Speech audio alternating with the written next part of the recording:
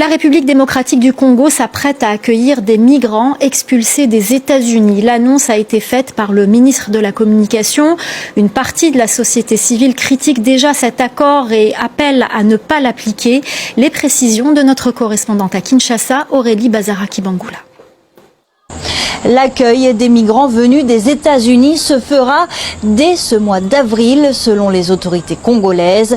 Kinshasa précise qu'il ne s'agit pas d'un accueil permanent, mais bien d'un dispositif d'accueil temporaire, que cette mesure est financée par le Trésor américain et que cet accueil se fera dans le respect des lois congolaises et des impératifs de sécurité nationale. Alors jusque-là, ces discussions sur ce sujet entre la République démocratique du Congo et les États-Unis étaient restées secrète. Et même si l'annonce a été faite, il y a encore peu de détails sur ce dispositif d'accueil. On ne sait pas encore combien de personnes seront concernées et leur nationalité. Et surtout, on ne sait pas ce que la RDC obtient en contrepartie.